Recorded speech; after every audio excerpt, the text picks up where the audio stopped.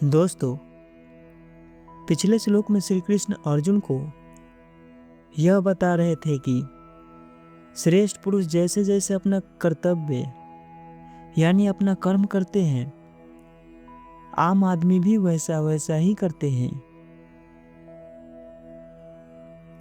उसके बाद श्री कृष्ण आगे कहते हैं, हे पार्थ, मुझे तीनों लोकों में न तो कुछ कर्तव्य है और न कोई प्राप्त करने योग्य वस्तु अपर्याप्त है, फिर भी मैं कर्तव्य कर्म में ही लगा रहता हूं।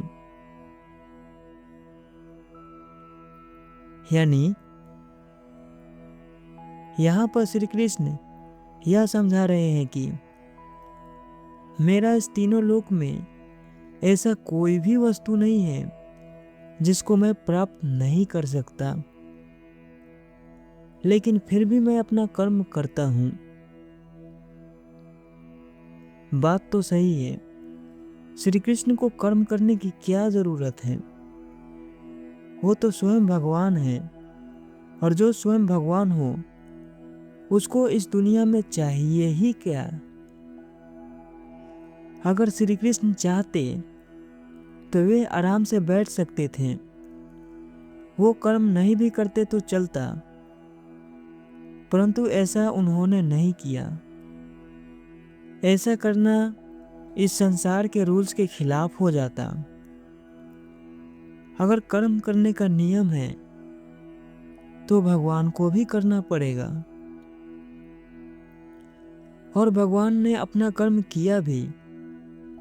वो महाभारत युद्ध में स्वयं अर्जुन के साथ थे और उनकी नारायणी सेना विपक्षी सेनाओं के साथ थी।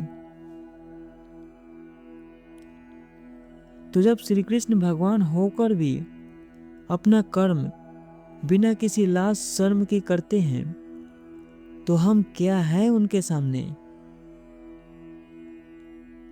अगर इस संसार में नियम है कर्म करने का, तो चाहे कोई भी हो, करना ही पड़ेगा। नियम सब पर लागू होता है, चाहे आप भगवान ही क्यों ना हो। अगर आप इस संसार में रह रहे हो, जीवन यापन कर रहे हो, तो आपको कर्म करना ही पड़ेगा। दोस्तों, अगर श्री कृष्ण चाहते तो आराम से यह कह सकते थे कि मैं भगवान हूं, मैं कर्म नहीं कर सकता। पर श्री कृष्ण ने ऐसा नहीं किया, क्योंकि वे जानते थे कि अगर आज मैं कर्म नहीं किया तो इस सारे दुनिया के लोग कर्म करने को तैयार ही नहीं होंगे, और अगर ऐसा हुआ तो यह संसार नष्ट भ्रष्ट हो जाएगा। ये दुनिया तुरंत खत्म होने के कगार पे आ जाएगा। इसलिए यहाँ पर श्री कृष्ण यह समझा रहे हैं कि अगर कर्म करने का नियम है तो वह सबको करना पड़ेगा, चाहे वह कोई भी हो। उसके बाद श्री कृष्ण आगे कहते हैं, हे पार्थ, अगर मैं किसी समय सावधान होकर कर्तव्य कर्म न करूं तो बड़ा अनर्थ हो जाएगा, क्योंकि मनुष्य सब प्रकार से मेरे ही मार्ग का अनुसरण करते हैं। यदि मैं कर्म न करूं तो ये सब मनुष्य नष्ट भ्रष्ट हो जाएगा, और मैं वर्ण संकरता को करने वाला हो जाऊंगा। यानी यहाँ पर श्री कृष्ण यह समझा रहे हैं कि जो लीडर होता है वह हमेशा आगे चलता है और उसकी जनता उसके पीछे पीछे।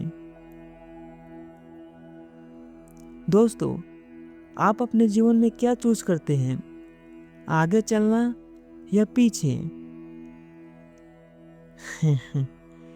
मतलब कि आप लीडर बनकर आगे चलना चाहते हैं या जनता बनकर पीछे चलना चाहते हैं?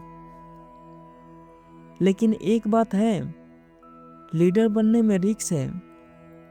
अगर आप आगे चलना चाहते हैं तो लीडर बनना पड़ेगा, जनता को क्या, जनता तो सिर्फ लीडर को फॉलो करते हैं।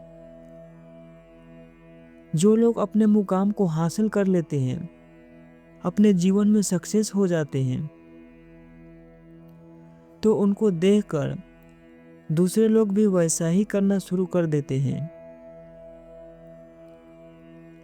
आमतौर पर देखा जाए तो ये आपके ऊपर डिपेंड करता है कि आप अपने जीवन में किस तरह और कैसे मेहनत करते हैं, क्योंकि ये वाला श्री कृष्ण का बात थोड़ा गहरी है, मिस्टीरियस है। श्री कृष्ण आगे कहते हैं, मनुष्य सब प्रकार से मेरे ही मार्ग का अनुसरण करते हैं। यदि मैं ही कर्म न करूं तो ये सब मनुष्य नष्ट भ्रष्ट हो जाएगा। उनको बहाना मिल जाएगा कि जब भगवान ऐसा नहीं किया तो मैं क्यों करूं। यहाँ पर श्री कृष्ण अर्जुन को यह समझा रहे हैं कि इस दुनिया में जितने भी मनुष्य हैं वो सब मेरे ही मार्ग का अनुसरण करते हैं। यानी मैं जो रास्ता बताता हूँ सब उस पर ही चलते हैं। मैं जैसे जैसे करता हूँ सब लोग भी वैसे ही करते हैं। तो अगर मैं स्वयं भगवान होकर कर्म ना करूं तो ये दुनिया चल ही नहीं पाएगी। लोगों को एक परफेक्ट बहाना मिल जाएगा कि जब भगवान ऐसा नहीं किया तो हम क्यों करें।